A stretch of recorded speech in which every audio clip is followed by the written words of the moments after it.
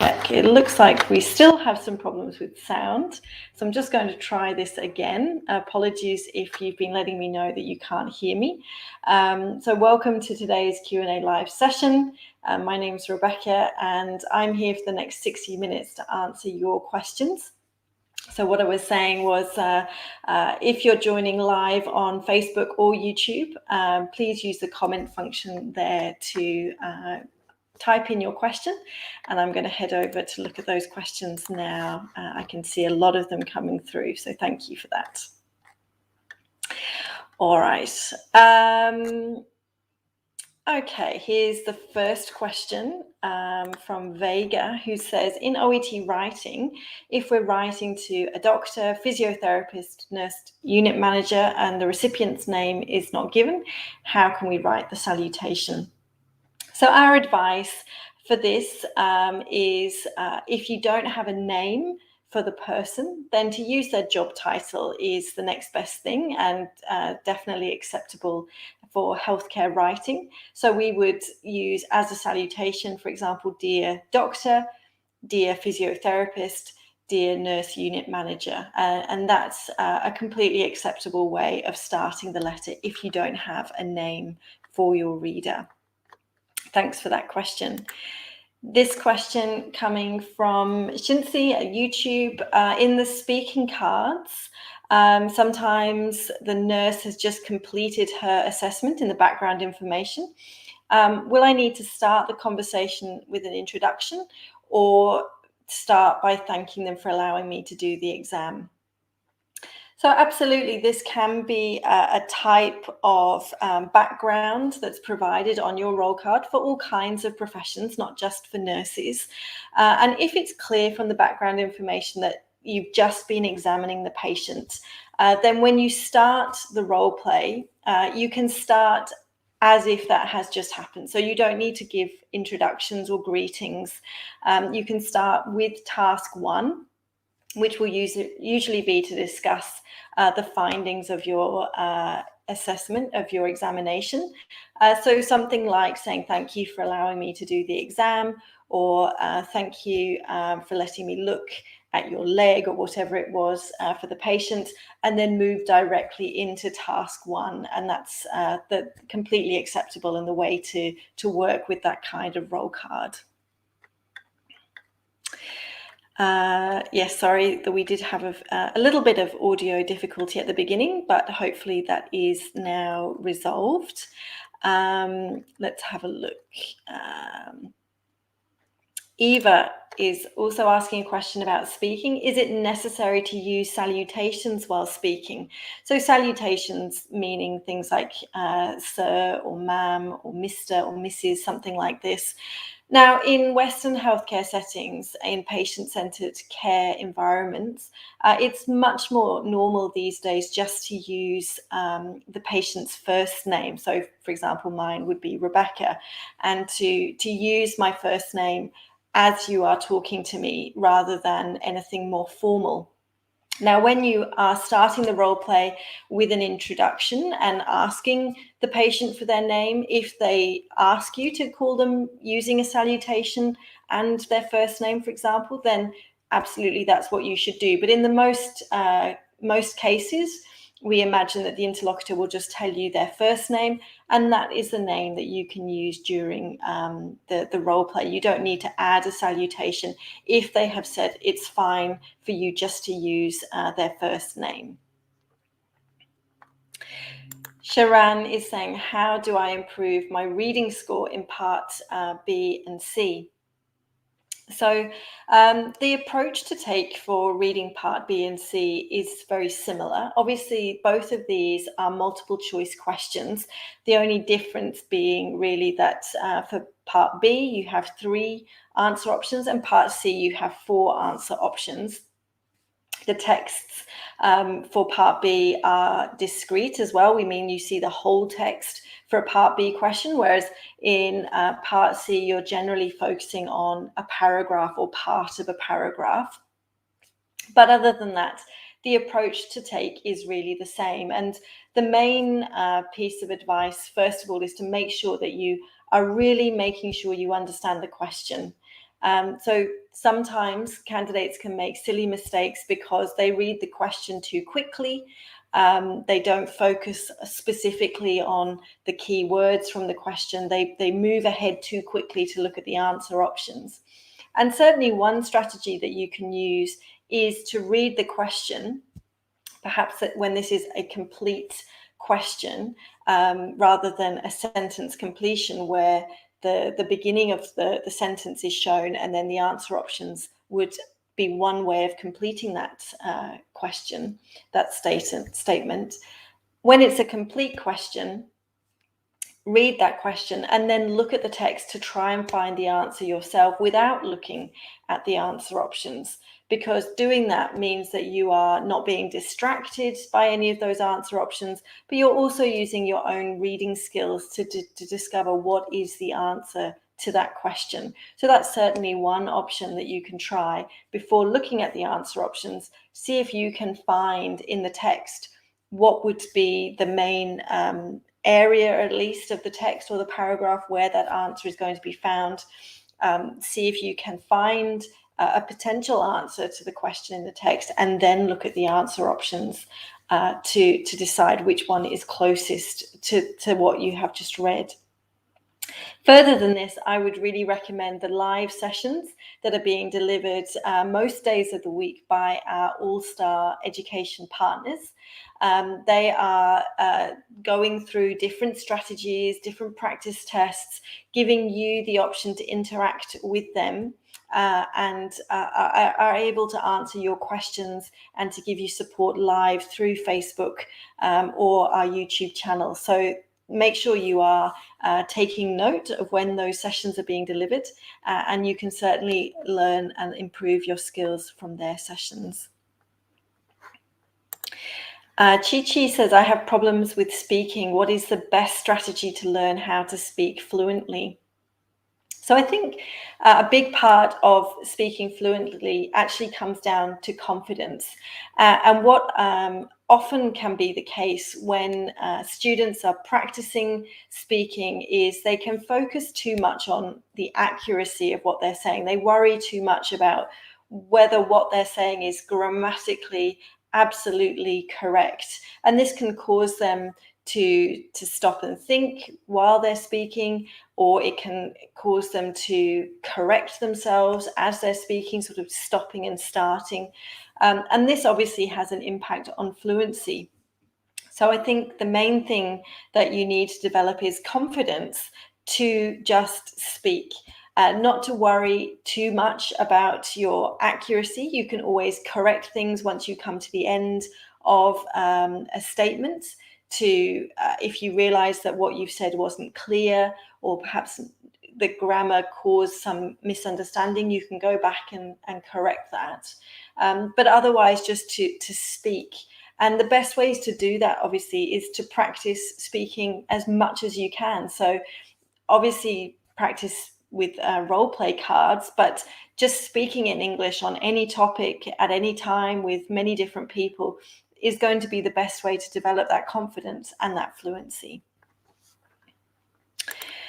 This question says, if I'm going to correct a word or phrase in reading, writing, or listening, will I get marked down? If not, what can I do to properly correct my answer? So if you're taking OET on paper and you realize that you've made a mistake, you want to change your answer, then you do have two options. Obviously, if you've written your answers in pencil, you can erase it with an eraser. And you need to make sure, if you're doing that, that you do erase the whole of the words and then write over the top of it so that that's clear and none of the previous word is getting in the way of your final answer. Or if you've written with pen, you can draw a line through the word that you want to change, and preferably write above that word your final answer. You do need to make sure your final answer is very clear. So as I said, either erasing the previous answer or clearly drawing a line through the answer, but also making sure your final answer is still in the answer area. Don't sort of write it off to one side or somewhere that the assessors would be confused whether it is the answer for this question or that question, or whether it's just a note to yourself and it's not an answer at all. So make sure your final answer is still within the answer area. And that's specifically for reading, writing, and listening.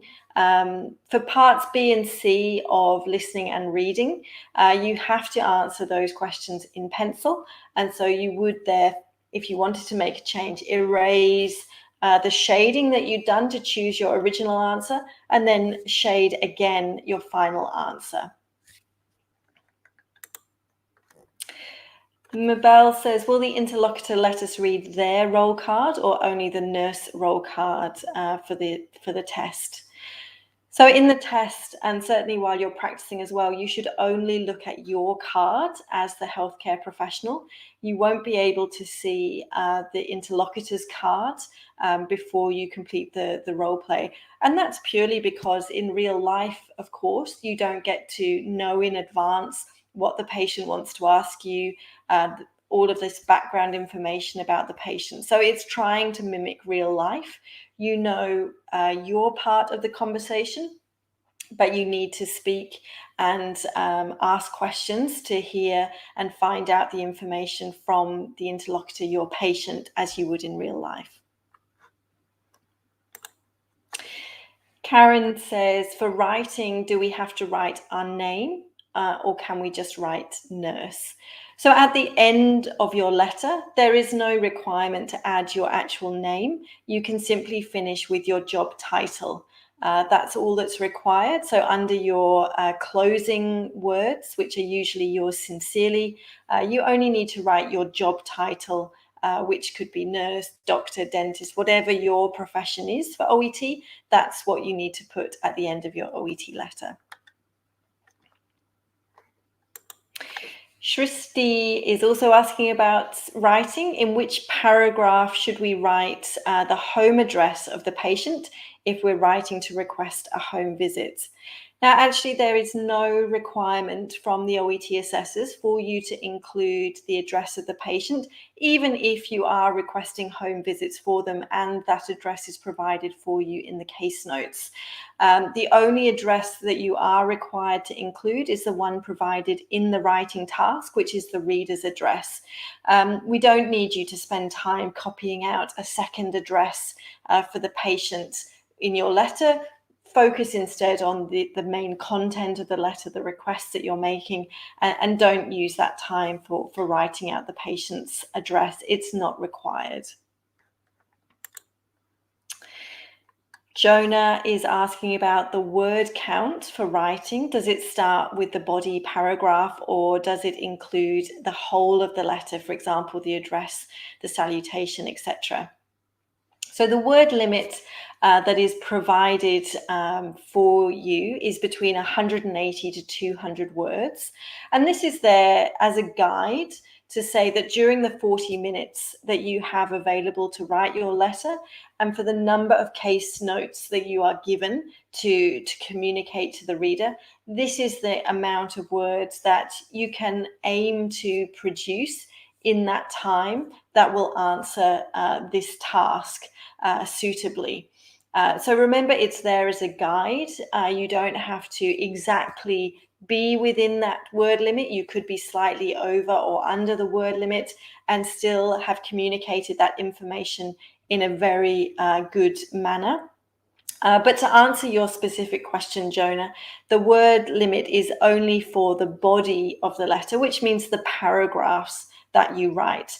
Anything which isn't part of those main paragraphs of the letter, so the address, the date, the greeting, the reference line, those things are not included in the word count.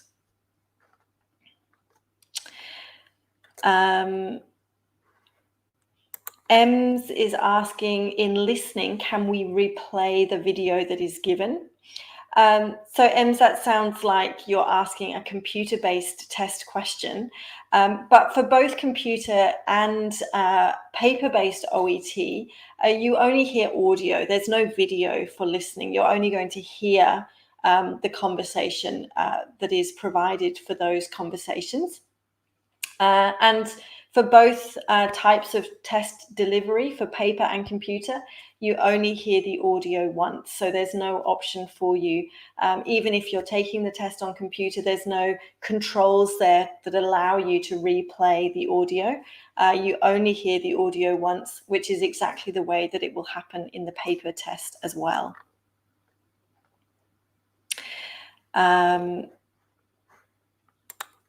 B. Mellinger is saying in the speaking test, it's a conversation between a healthcare professional and a patient or a relative. Why do some of the interlocutors don't have any information when we ask during the speaking test? So if you have a look at the roll cards that are available on the OET website, you will find that obviously the information you have on your card is very similar to the information that the interlocutor has on their card. And so if there is a task on your card to ask questions to the interlocutor, to the patient or their relative, on their card, they have brief details about the information that they should give you in response to those questions. So the interlocutor is using their card in the same way that you are to complete the conversation. They don't have a full script. They are working in the same sort of time limit that you are. They have a little amount of time to prepare before the conversation starts. And they may not have an answer to the question that you've asked, particularly if it's not one specifically related to one of the tasks. Or like a patient, they may just simply not know the answer to your question. They may answer that they don't know, or you may need to rephrase your question or to help them with your question so that they do understand exactly what it is that you are asking of them. The tasks are designed, as I was saying earlier, to mimic real life. And so the interlocutor has a certain amount of information to use, but if there's something that they don't understand, then it's up to you to explain things more clearly to them or in a different way to make it more accessible. Jissa says, how do we write diseases with writing? Should it be with capital letters, for example, capital D for diabetes or small d for diabetes? So the rule for diseases are that they are in the main with small letters. So diabetes should be with a small d, cancer, pneumonia, bronchitis, all of these sorts of illnesses would be spelled with a small letter, no capital. The only time a capital letter is used is when the disease is known by the name of the scientist or doctor who is known for it. So, for example, Alzheimer's disease, Parkinson's disease, Crohn's disease, these are all linked to the person who did the study, the research, the treatment for those conditions. And so their name is capitalized, capital A for Alzheimer's, capital C for Crohn's. But other conditions that are not linked to a person's name, as I was saying, like cancer, diabetes, pneumonia, those are written with a small letter. Regina says, in letter writing, where do we have to mention the patient's age? So this is a choice that you can make when you're writing your letter. If you feel that the age is significant to the reader, or it's a way of sort of humanizing the patient so that the reader can visualize the person that you're writing about, you can include it in your letter. And usually the introduction paragraph is the most sensible place where you're introducing the patient. So, for example, I'm writing to refer Mr. X, and then you might include their age at that point in your introduction. But it may be that you choose not to include the patient's age if you don't feel it's particularly relevant, or you have more important information that you wish to communicate. And that could be absolutely fine as well. Jewel Also asking about writing in a letter to a doctor and nurse, is it necessary to write all the medicine names, including the dose and the frequency? So this will depend from situation to situation. There isn't one specific answer that I can give you that is correct for all cases. And the way that you decide whether you need to include the medication information or not comes down to why are you writing to the reader and what information do they need to be able to continue care for the patient. Now, for example, if you're asking the reader to monitor the patient's medication compliance, whether you're asking them to review their medication, give a second opinion about their medication, then obviously in those kinds of situations, you need to include the medication detail in your letter so that they are able to complete that action as you are requesting. But in other situations, the reader may not be involved with the patient's medication. The patient's medication may be unchanged. They're not, the reader won't have any influence or any impact on the medication. And you may not need to mention the medication detail at all, or maybe only by name or type of medication. So you need to have a look, as I say, at why are you writing to the reader and what information would they need to continue care for that patient. And that will help you decide what and how much information about medication you need to include. Mary and Chloe, actually, I can see you both asking a very similar question. In the speaking test, is it mandatory to ask the patient's name every time in the role play, or will it depend on the setting? So it does depend on the setting. And as I mentioned a little bit earlier, when it's clear from the background information that you've just been examining the patient, then in those situations, you definitely don't need to start with any kind of introduction because it's like the conversation has already started and the assessor is just listening to you complete the part of the conversation which occurs after the examination has happened. Now, in other situations, where again in the background information it suggests that this patient is returning to see you again, then in that case you don't need to ask the patient's name. In that situation, a greeting would be more appropriate. So for example, to say, "Hi Mary, thank you for coming back to see me again for your results," or "Hi Mary, how have you been since I last saw you?" A greeting would be more appropriate than an introduction. An introduction is only really useful if it's clear that this is the first time that you have been speaking to the patient. Dr. TJ says, in which of the subtests can you mark on the question paper? So for all subtests, you can make marks on the question paper, particularly if you're taking paper-based OET. All parts of the test you can underline, you can circle. Obviously, for the writing test, you cannot make any marks during the 5-minute reading time, but once the writing time starts, you can make marks on the case notes as well. If you're taking computer OET, you can highlight words in the questions and in the texts for reading, in the questions for listening, and again, you can highlight in the case notes once the reading time has finished. So both delivery options for OET, you can certainly make marks on the question paper. She says, is it okay to write the drug dosages in an urgent referral letter? Absolutely. So as I was just mentioning, if the reader is going to need to know that medication detail to be able to continue caring for the patient as you have requested, then absolutely, it doesn't matter what type of letter it is. You should still include any information in your letter that the patient needs to be able to continue care.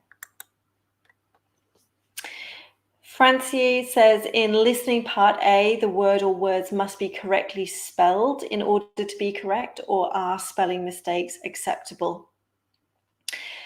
So for all parts of the test, we do encourage candidates to be as accurate in their spelling as possible. But for listening part A, there is a certain degree of flexibility with the accuracy of your spelling, so that provided the assessor knows or can work out the word or words that you have written down, and those are the correct word or words for the answer. If it's not 100% perfectly spelled, it may be possible for you to still get that mark correct.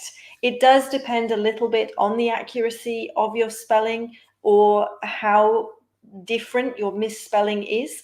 For example, if you had written down for some reason the spelling of jeans as in the clothing, so with a J rather than with a G, that's actually a completely different word, and the assessor cannot mark that as correct because they're not sure that you understood the audio and had selected the correct information. So it does depend a little bit on what the error that you have made is. But to answer your question, there is a small degree of flexibility. Your answers don't have to be 100% accurate in listening to be able to get the answer correct.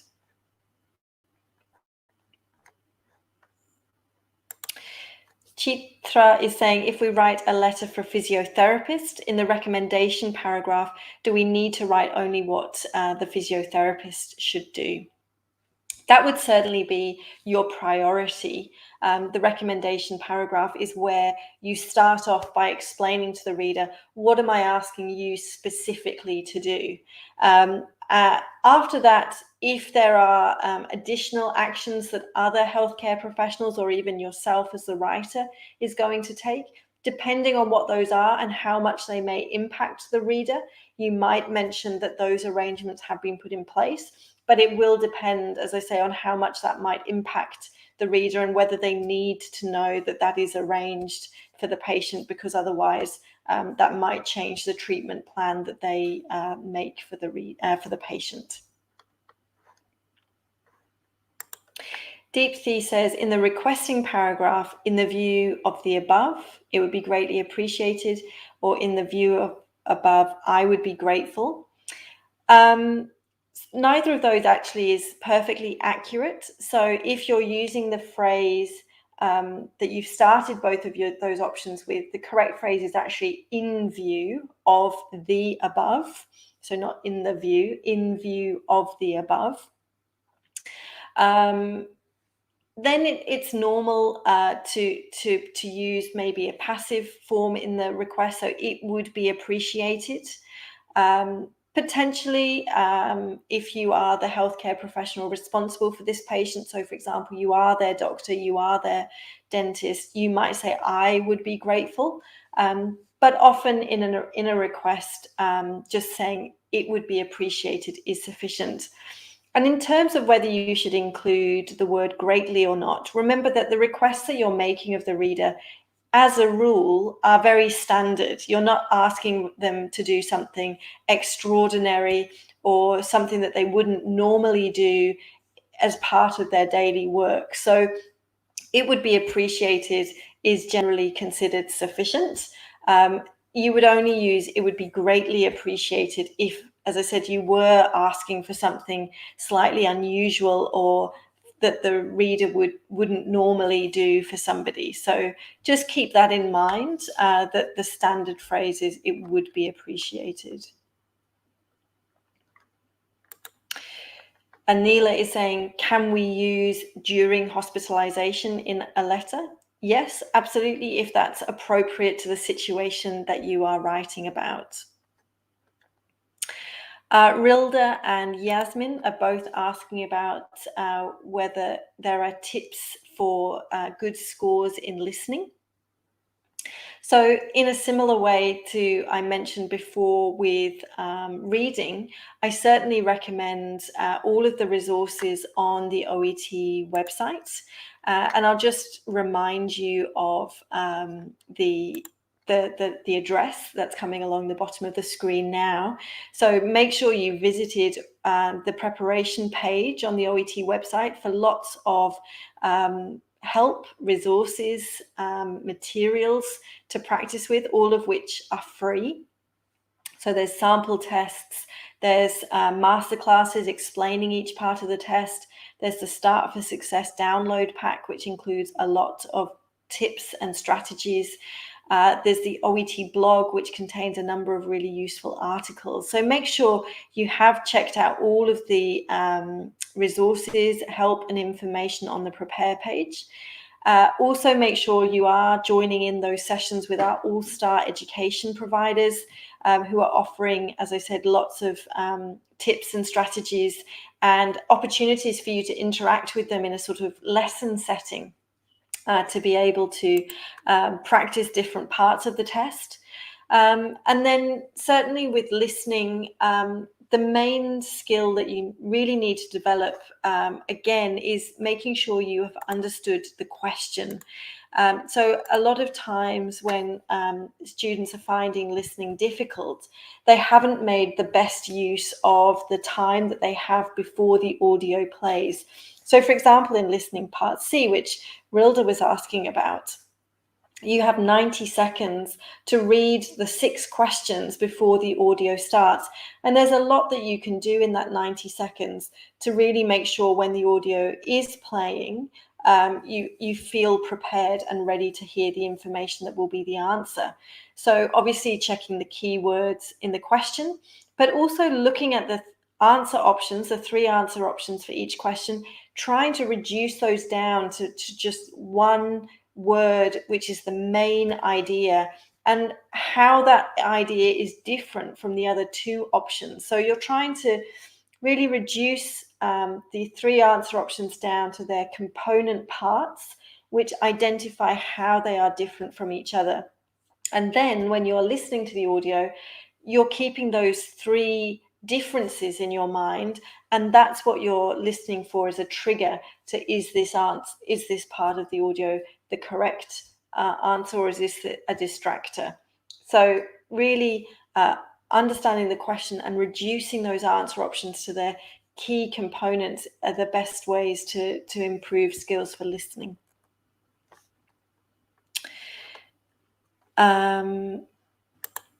Naomi says, do you have a video with medical abbreviations or acronyms, especially those that are sometimes being used in case notes in writing?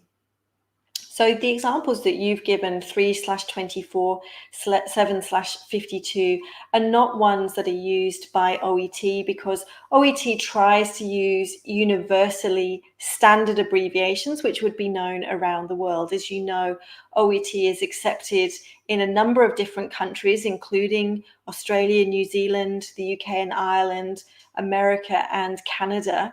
And abbreviations and acronyms are used differently in those countries. So OET tries to only use universally known abbreviations and acronyms, and the ones that you've put in your examples are not. So those won't be found in official OET practice materials. And it's a sign of whether you're working with good practice materials or not, whether they do conform to OET standards. So where OET is using abbreviations, you should expect in your profession to be familiar with it. If there is any doubt from our perspective that it may not be universal, then you will find the full form provided as well as the abbreviation, so you won't need to guess. Deepthi says, could we use as in writing, like as he is diagnosed with, as he requires? Now, Deepthi, it really does depend on the sentence. As is one of those words that can be overused as a connector by students, and sometimes there is a much better alternative that would create a more meaningful sentence for the reader. So I would, if you're thinking about using as before you write it, perhaps double check, is there a better connector that I could use here that would make a clearer sentence? If not, then, and it is the best option for the sentence, then yes, you can use it. Princess says, if you speak fast in real life, will it be a problem in OET speaking? So sometimes students equate speaking fast with fluency. And this isn't exactly true. And certainly for OET testing purposes, it isn't always appropriate to speak very fast because you're speaking to a patient. In real life, your patient would be unwell. Even if they're not feeling very unwell, they could be anxious, they could be upset, they could be frustrated. You're certainly going to be giving them new information. And obviously for them to be able to process that information, it's useful for you to give that information relatively slowly. Also, if you consider giving any kind of bad news, then it is the best option to slow down to give that. It's a way of showing care and concern for the person that you're speaking to. So if you are someone that speaks very fast in real life, I would consider slowing down somewhat for the speaking test to make sure that your patient is able to keep up with you, to understand what it is that you're saying. And certainly a way of checking whether you're speaking too fast is if the interlocutor is asking you to repeat something, or in their response it's clear that they haven't understood what you have said. So do try to measure it by whether the interlocutor is understanding you or not.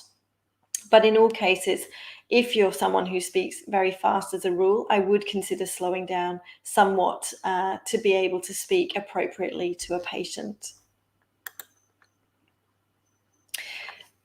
Kay says, in OET writing, which date do I write if I'm given a discharge date that is in the future? For example, a patient will be discharged on the 10th of the 10th, and your exam date is today. So on all official OET practice tests and on the test paper you have on test day, under the notes at the top of the case notes, there's a notes section which explains the context of your letter. It will also include a sentence which says, assume that today's date is, and it will tell you what the date is. So that is the date that you would write with the address. And then even if the discharge date is in the future, you would write the date as it is given in that sentence, assume that today's date is, and then you would say that the patient is due to be discharged in October, for example.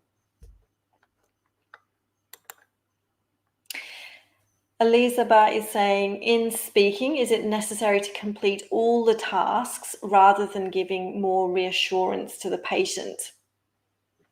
So the tasks are there to help you maintain a conversation for 5 minutes. This is to make sure that the assessors are being given enough evidence that you are able to speak for this long and that you can use a variety of English and so forth. So the tasks are not crucial to be completed in the 5 minutes.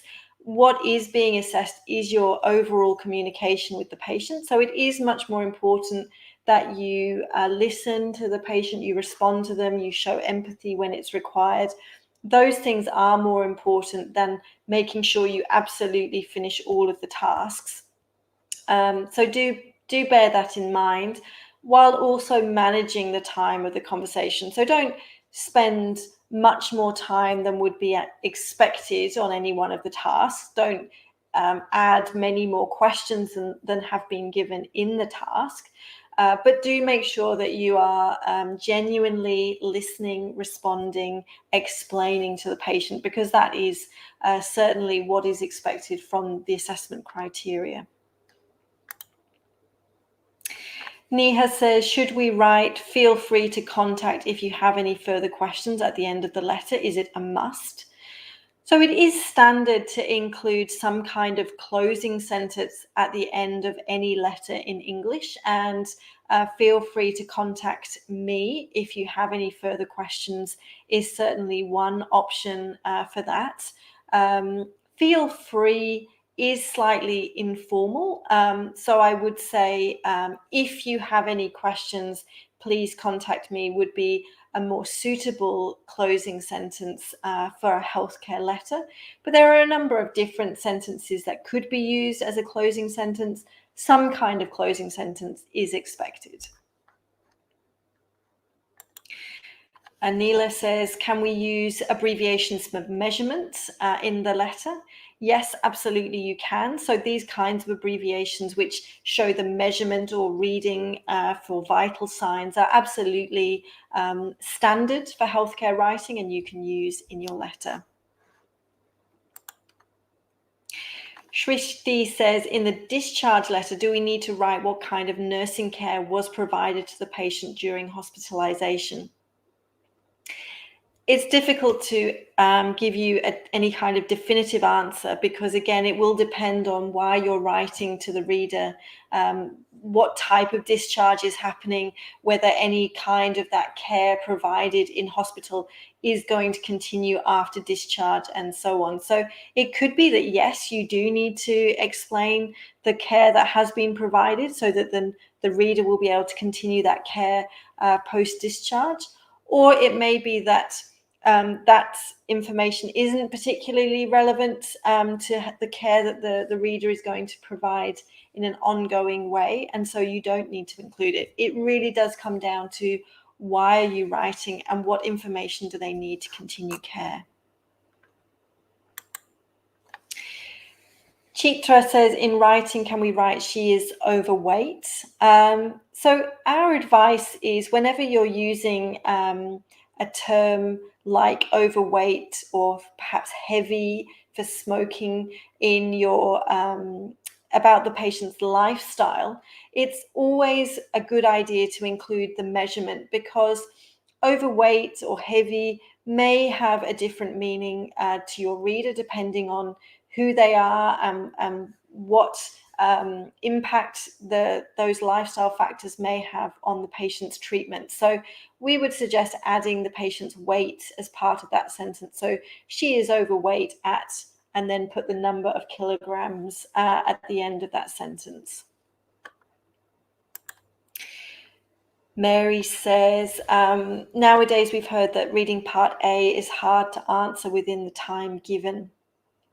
So obviously, candidates have opinions about the test that they've taken, but what I would like to reassure you is that the test is standardized, and that means for every reading part A, for every test, the length of those texts, the 4 texts that you are reading from, is exactly the same. They never cover more than 2 pieces of paper, or on the screen you'll see the 2 pieces of paper that you scroll between. So the number of words that you're looking at and reading for a reading part A is never any higher or lower than that. It's always the same standard.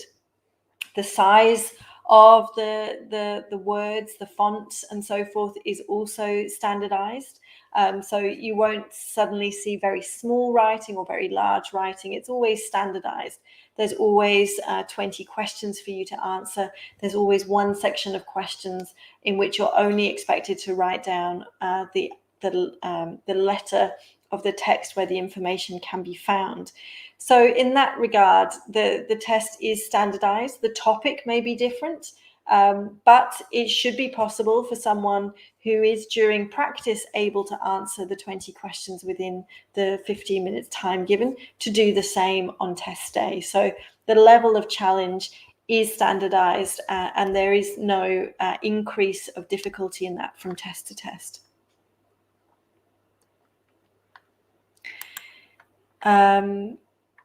If I write instead of a referral letter, a home visit in the purpose, what will be the result? Is the purpose right or wrong?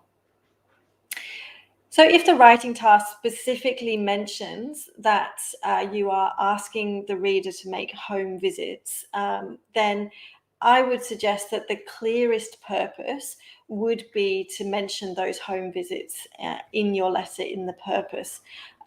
If you simply say it's a referral letter and you don't explain what the referral letter is about, then potentially you're not providing sufficient detail to the reader in the introduction, in the purpose, for you to get the top score of 3 for your purpose score.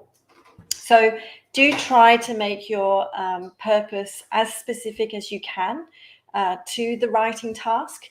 and that way you have more opportunity to score well out of 3 for purpose. Yasmin has a similar question about purpose, which is what's the appropriate way to have an introduction when the letter type is a transfer letter? So in a similar way, even if you're introducing the patient to the person reading your letter, where refer is used for introduction, if it is actually a transfer letter, we would recommend using that verb in your introduction because it's clearer to the reader. Immediately, when you use that word transfer, they know that the patient is coming from your care to their care, and that's really clear. Whereas if you say this is a referral letter, there's none of that understanding from the verb that you get from transfer. So again, being as specific as you can, using the words that are given to you in the writing task is a really good way of making sure your purpose is as strong as possible. CB says, is it necessary to use commas after the patient's name in the writing purpose paragraph? Now, commas as a punctuation symbol are used for a variety of different reasons, and they actually depend on the whole sentence. I can't say that you use a comma in this situation or that situation. It depends on the whole sentence to know whether a comma is necessary or not. So it may be that the comma is needed, and the grammatical term for whether it's needed after a patient's name or before another word is called relative clauses, and we have an article on that on the website, on the OET blog, that you can go and search for.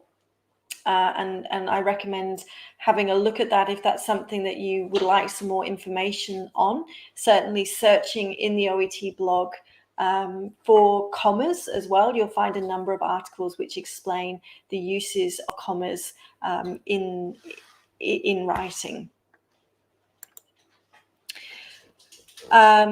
This question is asking, are we allowed to put a mark like a box or a circle to highlight keywords in the subtests?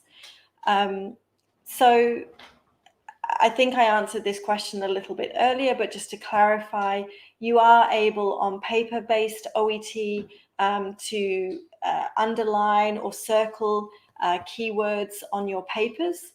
If you're taking the test on computer, then you can use the highlight function to highlight keywords in the different subtests as well.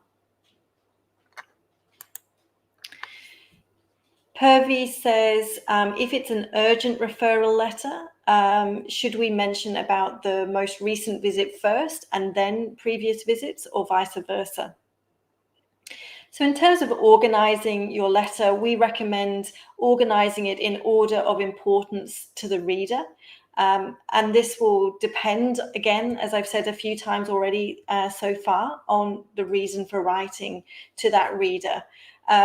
Now, in the case of an emergency, if you put yourself in the reader's shoes, you'll understand that the most important information to them is what makes this an emergency, what has just happened. So we would recommend starting with that most recent information and then going on to explain the history prior to the development of the situation into an emergency now. For other kinds of letters, it may be more appropriate to start with that history and lead up to the present day. You are making a decision based on what is most important to the reader. Ninu says, can we start a paragraph with pertaining to his medical history?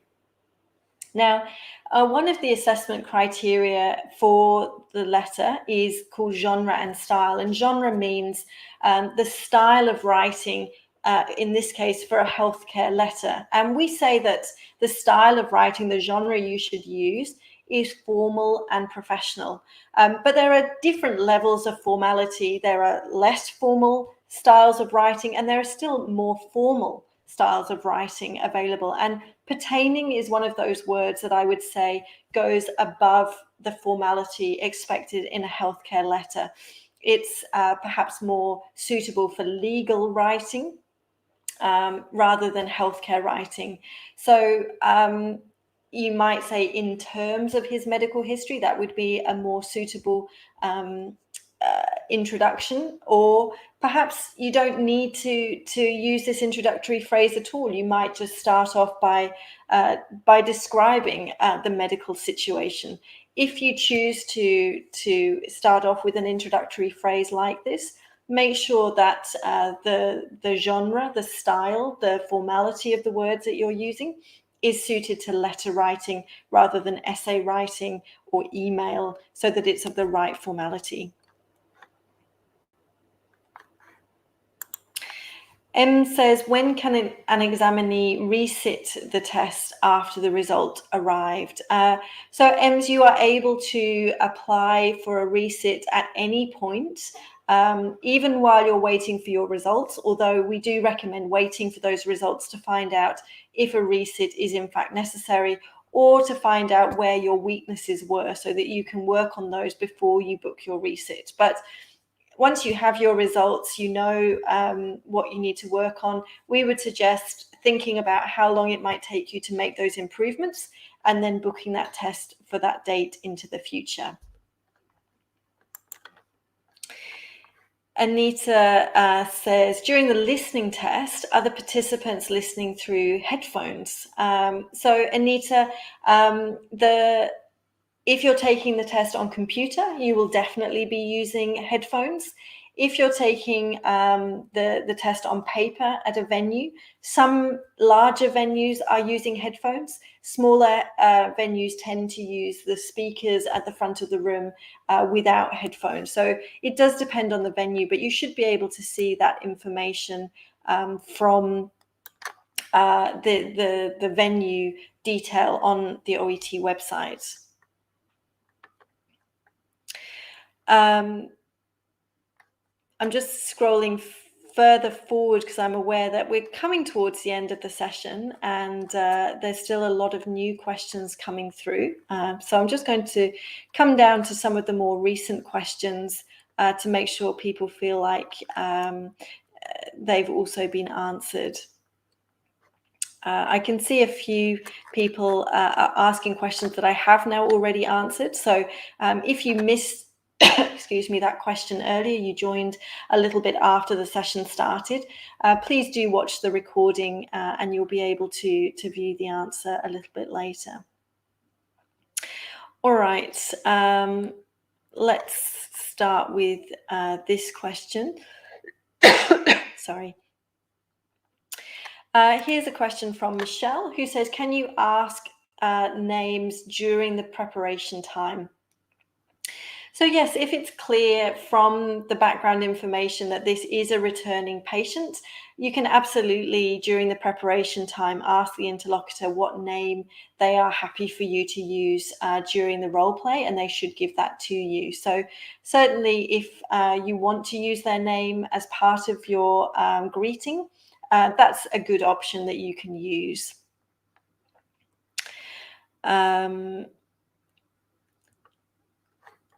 Geetha is saying, if there are a lot of medications mentioned, is it okay to write all the relevant medication details are enclosed with this letter? So this is similar to a question I answered earlier, but a bit different. Someone was asking earlier whether we need to include all of the medication in the letter. This Geetha is asking whether instead of including that, they can instead use this sentence. Our recommendation is not to include this sentence unless it's specifically mentioned as part of the writing task to say that you will include those details in the letter.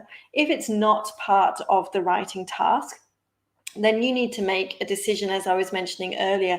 Does the reader need this medication detail to be able to monitor the patient's compliance, to review their current medication? If yes, then you need to include the details of the medication in your letter.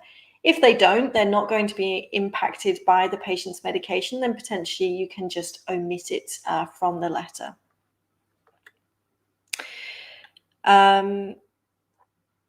A few questions have been asked about whether you need to complete all of the tasks in the speaking test. I did answer that question earlier, so please do look back to hear that answer after the session. Judith says, in listening part A, what do they mean by a word or short phrase? Does it mean it's okay to put down 2 words if needs be? Yes, absolutely. That's what it means. So the answer might be an individual word, or it might be maybe 2 or 3 words that make up a phrase. It's not likely to be longer than those 3 words. If you look at the official sample tests on the OET website, then you'll see that they're very short answers generally for the listening, because you're writing while you are listening. This question says, to get a B in reading, how many answers need to be correct? So this answer that I'm about to give is true for listening as well. For both listening and reading, there are 42 questions for both parts of the test. And the advice that we give is that you aim for between 30 to 32 questions to be correct while you are preparing for OET. And this is because there's no fixed pass score on test day. The listening and reading tests are roughly the same in challenge. They are standardized to be as close as possible in challenge from test to test. But because the topic is different, new questions are written, there'll be a slight difference in that challenge. And so the boundaries also shift slightly up or down to make sure that everyone has equal opportunity to get the score that they want on test day. So aiming for between 30 to 32 questions correct during preparation. Obviously, that would be the minimum that we recommend. We would aim during preparation to be scoring above 32, and then you can feel confident that on test day, you have the skills required. You don't need to worry about whether you're likely to get the score you want or not. All right, I'm going to answer one final question, and then I'll tell you about the next session when we'll be back for that. So let's look for this one. Reginda is saying, is wrong medicine spelling acceptable? So in the writing test, if the medication is provided for you, then we would consider that a mistake, and that would impact the score that you receive for the language criterion. In listening, if you haven't spelt the medicine correctly, as I was mentioning earlier, there is a small degree of flexibility about the accuracy of your spelling for listening part A. And it may be possible that even if you haven't spelt the medicine correctly there, but the assessor can work out what you were trying to write and it's the correct answer, they will score you correct for that question. So thank you so much for all of those questions. As usual, there's plenty more that I haven't been able to answer. So what can you do if you have another question that you'd like me to answer? Well, I will be back in a couple of weeks' time with another Q&A live session. The details for that are coming up on the screen now. So the next Q&A live session is going to be on the 16th of August. And this is early in the morning in Australian time, or very suitable if you're joining from North America. This will be nicely into your afternoon or late in the evening into Europe. So if you have a question and you'd like to ask it to me live, do join. It's a really good idea to join early because, as you see, a lot of questions get asked, and I'm only able to answer as many as I can in this 60-minute session. So do join for that session next week. The other thing that you can do, as I mentioned a couple of times earlier on in the session, is to join All Stars for their sessions. And these are taking place almost every day through our Facebook or YouTube pages. And I can let you know that coming up this week, we've got sessions from TTM English on Thursday, and also from Swoosh English on Friday. So this week, TTM is going to be focusing on listening part C.